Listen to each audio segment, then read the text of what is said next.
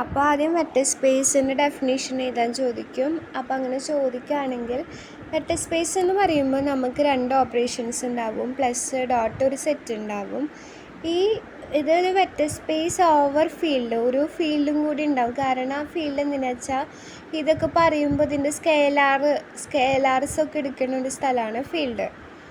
അപ്പോൾ അതിന് 4 കണ്ടീഷൻസാണ്. ഈ 4 കണ്ടീഷൻസാണെന്ന് പറയണമെങ്കിലും അബീലിയൻ ഗ്രൂപ്പ് എന്ന് പറയുമ്പോൾ തന്നെ അവിടെ 5 കണ്ടീഷൻസ് വന്നുല്ലോ. അപ്പോൾ അങ്ങനെ ഈ 4 കണ്ടീഷൻസ് സാറ്റിസ്ഫൈ ചെയ്ത് കഴിഞ്ഞാൽ അതിന് നമ്മൾ വെക്റ്റർ സ്പേസ് എന്ന് പറയും. ഏതൊക്കെയാണ് 4 കണ്ടീഷൻസ്? ഒന്ന് ഫസ്റ്റ് വി പ്ലസ് വി, അത് ഈ set V under addition operation എന്തായിരിക്കണം? അതൊരു അബീലിയൻ ഗ്രൂപ്പ് ആവണം. പിന്നെ നമ്മൾ പറഞ്ഞു ഇത് ഫീൽഡ് ഉണ്ട്, ഓവർ എ ഫീൽഡ് ഉണ്ട്, ആ ഫീൽഡിലുള്ള ഫുള്ള് സ്കേലേഴ്സാണ്. അപ്പോൾ നമ്മളൊരു എലമെൻ്റ് എടുത്തു, ഇവിടുന്ന് ഫീൽഡിൽ നിന്ന് ഒരു എലമെൻ്റ് എടുത്തു, വെക്റ്റർ സ്പേസിൽ നിന്ന് ഒരു എലമെൻ്റ് എടുത്തു. അങ്ങനെയാണെങ്കിൽ എ ഡോട്ട് വി എവിടെ തന്നെ ഉണ്ടാവണം? വിയിൽ തന്നെ ഉണ്ടാവണം. പിന്നെ പ്ലസും ഡോട്ടും കുറച്ച് കണ്ടീഷൻസ് സാറ്റിസ്ഫൈ ചെയ്യണം. A plus b dot v എന്ത് സാറ്റിസ്ഫൈ ചെയ്യണം? A dot v plus v dot v distribution. A dot u plus v എന്ത് സാറ്റിസ്ഫൈ ചെയ്യണം? A dot u plus a dot v. ഇനി അടുത്തത് എന്താ? അസോസിയേറ്റീവ് മീൻസ് അതെന്താണ്? ബ്രാക്കറ്റുകളാണ് മാറണുള്ളൂ. A dot b dot v equal to എങ്ങനെയാവണം? A dot b dot v. അവിടെ എന്ത് സംഭവിക്കുന്നുണ്ട്? ബ്രാക്കറ്റുകൾ ചേഞ്ച് വരുന്നുണ്ട്. ഇനി വെക്റ്റർ സ്പേസ് ആണ് എന്ന് പ്രൂവ് ചെയ്യണമെങ്കിൽ ഈ കണ്ട കണ്ടീഷൻസൊക്കെ സാറ്റിസ്ഫൈ ചെയ്യണം. അപ്പം മിക്കതും ചാൻസ് എന്താണ്? എ പാർട്ടിൽ വെക്റ്റർ സ്പേസ് അല്ലാത്ത എന്തെങ്കിലും സാധനങ്ങൾ തന്നിട്ട് അവർ ഏത് കണ്ടീഷനെയാണ് വയലേറ്റ് ചെയ്യണതെന്നാണ് ചോദ്യം വരിക. അപ്പോൾ ഇവർ പറഞ്ഞിട്ടുണ്ട്, ഒരു എക്സാമ്പിൾ എന്താ കൊടുത്തിട്ടുള്ളത്? സാധാരണ എൻ ടപ്പിൾ എടുത്തു, R⁴n എടുത്തു. R⁴nലെ 2 എലമെൻറ്റ്സ് സാധാരണ മൾട്ടിപ്ലിക്കേഷനും സാധാരണ അഡീഷനും കൊടുത്തു കഴിഞ്ഞാൽ അത് വെക്റ്റർ സ്പേസ് ആവും. അതേപോലെ തന്നെ മെട്രിക്സ് സെക്കൻഡ് സെമ്മിൽ ഇതൊക്കെ കാര്യമായിട്ട് തന്നെ ഞാൻ എഴുതി കൊടുത്തിട്ടുണ്ട്, അതൊന്ന് നോക്കുക. ഈ വെക്റ്റർ സബ്സ്പേസ് ആവണമെങ്കിൽ ഫസ്റ്റ് ഓഫ് ഓൾ അതൊരു സബ്സെറ്റ് ആവണം. അപ്പോൾ അത് 3 കണ്ടീഷൻസ് സാറ്റിസ്ഫൈ ചെയ്ത് കഴിഞ്ഞാൽ അതിനെന്ത് നമ്മൾ പറയും? അത് സബ്സ്പേസ് ആണെന്ന് പറയും. അപ്പോൾ സബ്സ്പേസിൻ്റെ ഡെഫിനിഷൻ എഴുതാൻ പറഞ്ഞു കഴിഞ്ഞാൽ എന്ത് എഴുതണം? അത് നിങ്ങൾ ഇങ്ങനെ തന്നെ എഴുതിക്കോളൂ. V be a vector space over the field of W subset of V. അതെന്താവണം? ഫസ്റ്റ് ഓഫ് ഓൾ ഒരു സബ്സെറ്റ് ആവണം. ഒരു സബ്സ്പേസ് എപ്പോഴാണ് ആവുക? നമ്മൾ 2 എലമെൻറ്റ്സ് എടുത്തു, W1ഉം W2ഉം W എടുത്തു. അങ്ങനെയാണെങ്കിൽ AW1 plus BW2 element of W, A B ഒക്കെ സ്കേലേഴ്സാണ്. അതായത് എയും ബിയും ഒക്കെ എഫിലുള്ള എലമെൻറ്റ്സ് ആണ്. ഇതാണ് നമ്മൾ ഡെഫിനേഷൻ എഴുതണേ. നമ്മൾ പ്രൂഫ് ചോദിച്ചു കഴിഞ്ഞാൽ സബ്സ്പേസ് ആണോ അല്ലേന്നൊക്കെ ചെക്ക് ചെയ്യാൻ പറഞ്ഞു കഴിഞ്ഞാൽ നമ്മൾ എന്താ ചെയ്യുക? 0 എലമെൻറ്റ് ഓഫ് W ആണോ നോക്കും. പിന്നെ നമ്മൾ നോക്കുക W1 പ്ലസ് W2 ഉണ്ടോ നോക്കും. പിന്നെ നമ്മൾ നോക്കുക C ഇൻറ്റു W1 Wയിലുണ്ടോ നോക്കും. അപ്പോൾ ഇവിടെ കുറച്ച് എക്സാമ്പിൾസ് പറയുകയാണ്. ഏതൊരു സെറ്റിൻ്റെയും ആ സെറ്റും 0 സെറ്റും ഉണ്ടാവുമല്ലോ, സെറ്റിന് 0 ഉണ്ടാവുമല്ലോ, ഈ 2 ആൾക്കാർ എന്താണ്? സബ്സ്പേസ് ആണ്. ഈ മെട്രിക്സിൻ്റെ കേസാണെങ്കിൽ നമ്മൾ ഫസ്റ്റ് സെമ്മിൽ പഠിച്ചിട്ടുള്ളതാണ്. ഹോമോജീനസ് സൊല്യൂഷനും നോൺ ഹോമോജീനസ് സൊല്യൂഷനും. AX ഈക്വൽ ടു B എന്ന് ഏതാണെങ്കിൽ ആ B 0 ആണെങ്കിൽ അതെന്താണ്?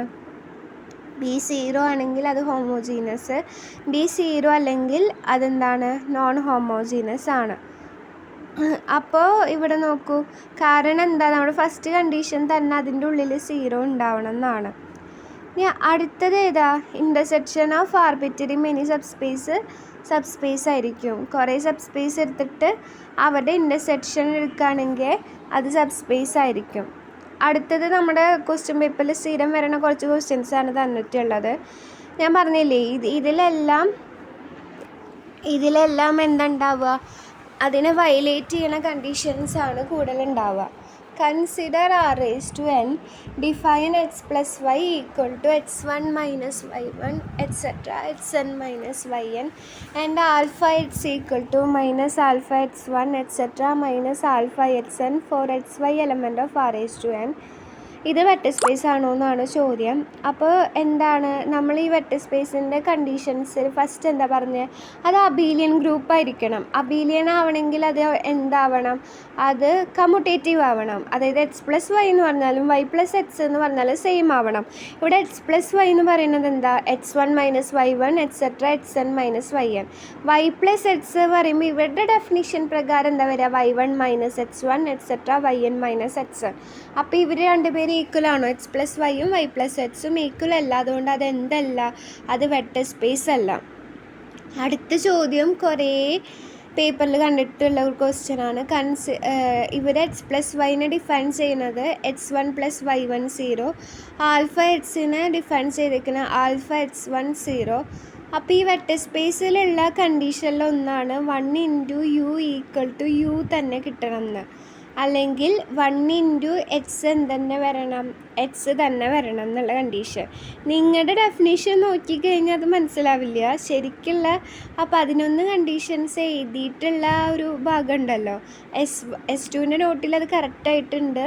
അതൊന്ന് ജസ്റ്റ് ഒന്ന് നോക്കുക. ഞാൻ എന്തായാലും ഇവിടെ പറയുന്നതായിരിക്കും, ഇപ്പോൾ പറയണില്ല, എന്നാലും കുറച്ചും കൂടി കഴിയുമ്പോൾ ഞാൻ പറയുന്നതായിരിക്കും. 1.x1 x2 നമ്മുടെ ഡെഫിനിഷൻ എന്താ ശരിക്കും പറഞ്ഞാൽ, ആൽഫ എക്സ് എന്ന് പറയുന്നത് എന്താണ്, ഇപ്പോൾ നമ്മൾ എടുക്കുന്നത് x1 x2 ആണ്. അപ്പോൾ അതിൽ ആദ്യത്തെ കോർഡിനേറ്റ് ആൽഫ കൊണ്ട് ഇൻറ്റു ചെയ്തു, അപ്പോൾ ആൽഫ x1 വരും. x2ൻ്റെ ഭാഗത്ത് എന്ത് എഴുതണം, 0 എഴുതണം. അപ്പോൾ ഇവിടെ എന്താ വരിക, 1.x1 എഴുതണം. ഇനി x2ൻ്റെ ഭാഗത്ത് എന്ത് വന്നു, 0 വന്നു. അപ്പോൾ 1.x1 എന്ന് പറഞ്ഞാൽ x1 ആണ്, x1 0. 1.x നമ്മുടെ x എന്ന് പറയുന്നത് x1 x2 ആണ്. ആൻസർ കിട്ടേണ്ടത് x1 x2 ആണ്. പക്ഷെ നമുക്കിവിടെ ഡെഫിനിഷൻ പ്രകാരം x1 x2 കിട്ടില്ല, പകരം x1 0 എന്നാണ് കിട്ടുള്ളൂ. അതുകൊണ്ട് അതെന്തല്ല, വെക്റ്റർ സ്പേസ് അല്ല. അടുത്തതും റിപ്പീറ്റ് അടിച്ച് ചോദിക്കുന്ന ഒരു ക്വസ്റ്റ്യൻ ആണ്. W = xy such that x > 0 y > 0 ഇവർ സബ് സ്പേസ് ആണോ എന്നാണ് ചോദ്യം. നമ്മുടെ സബ് സ്പേസിലൊരു കണ്ടീഷൻ ഉണ്ട്. 3 കണ്ടീഷനാണ്. ഒന്നിലും 0 ഉണ്ടാവണം, പിന്നെ w1 + w2 ഉണ്ടാവണം, പിന്നെ c × w1 ഉണ്ടാവണം. ആ c × w1 കണ്ടീഷനാണ് ഇവർ വയലേറ്റ് ചെയ്യണത്. ഇപ്പം നമ്മൾ xy എടുത്തു, അപ്പോൾ അതെന്തുണ്ടാവും, x > 0 y > 0 ആയിരിക്കും. പക്ഷേ നമ്മൾ c ആയിട്ടൊരു നെഗറ്റീവ് നമ്പർ എടുത്തു. ഇപ്പോൾ നമ്മുടെ കയ്യിൽ w1 ഉണ്ട്. w1 എന്ന് പറയുന്നത് x1 y1 ആണ്. ആ x1 y1ൻ്റെ പ്രത്യേകത x1 > 0 y1 > 0. ആ കണ്ടീഷൻസിന് സാറ്റിസ്ഫൈ ചെയ്യുന്ന എലമെൻറ്റ്സ് ആണ് എവിടെ ഉണ്ടാവുക, w-ൽ ഉണ്ടാവുക. ഇനി നമ്മൾ ചെയ്യാണ്, അപ്പോൾ നമുക്ക് എന്ത് കിട്ടിയിട്ടുണ്ട്, x1 > 0 y1 > 0. ഇതേ സാധനം -1 കൊണ്ട് മൾട്ടിപ്ലൈ ചെയ്യുമ്പോൾ നമുക്ക് എന്ത് വരും, -x1ഉം -y1ഉം. അപ്പോൾ x1 > 0 എന്ന് പറഞ്ഞു കഴിഞ്ഞാൽ -x1 > 0 ആവുമോ, അതൊരിക്കലും ആവില്ല. അതെപ്പോഴും നെഗറ്റീവാണ് വരിക. അപ്പോൾ c × w1 എവിടെ ഉണ്ടാവില്ല, c × w1 നമ്മുടെ സെറ്റിൽ ഉണ്ടാവില്ല.